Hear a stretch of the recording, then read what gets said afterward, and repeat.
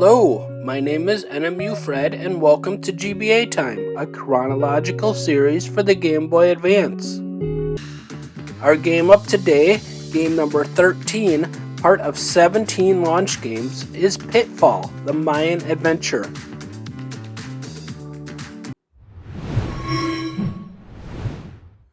Let's jump into the gameplay here. This, like the previously reviewed Earthworm Jim, has no password or battery save. So that is very frustrating.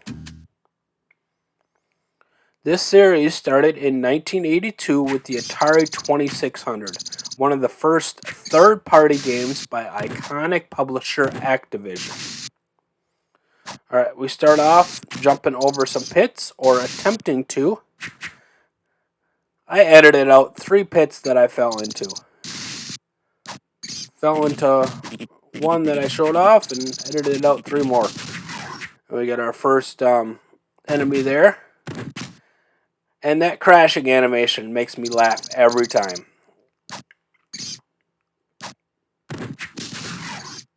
And we were able to collect some slingshot ammo.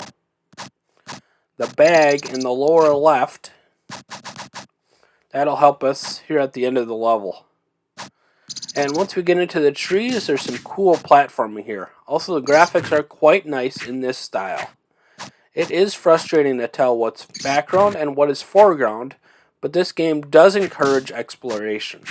Our protagonist, Harry Jr., does have both a whip and a slingshot to use as weapons, and they aren't too bad once you get used to it. The story of this game is that Harry Sr., star of the original game, gets kidnapped and his son has to go free him. It's not quite the most original story ever, but it exists in the prologue. The climbing and vine swinging reminds me of Donkey Kong Country, which came out at the same time as the original version of this game in 1994.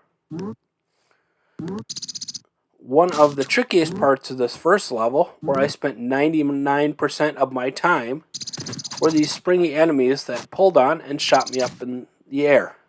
It's a pretty cool effect, but challenging to pull off. Or maybe I'm just bad at video games. As we approach the boss of this first level, please like and subscribe and tell your friends about our journey to play, review, and rank every North American Game Boy Advance game. And we're climbing our way up the tree here. And as we get to the first boss of this level, it's a big cat. And our technique here, that I found that finally worked after probably 25 deaths, is just to keep throwing rocks at him. He's going to come and attack us a few times. But luckily I had enough rocks to throw at him to complete the level.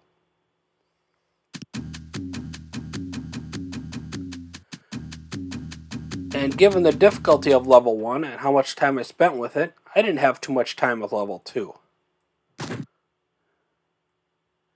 But all I found were these jumps down, as you're going to see here. This blind jump here. I was seeing if there was another way. Maybe there was another way up that way.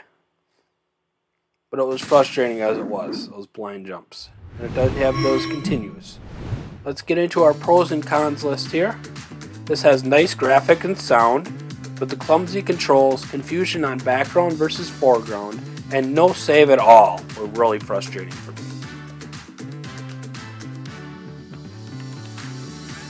And I gave this a C-, and I put this as 11th of the 13 games that we played thus far. Right between Fire Pro Wrestling and Earthworm Jim. Our next game is Namco Museum, a collection of 5 classic arcade games seen here on the cover art. Thank you all for watching. Please follow me on my socials seen here, along with my personal pages on Twitter and Blue Sky at NMUFred. Have a wonderful day.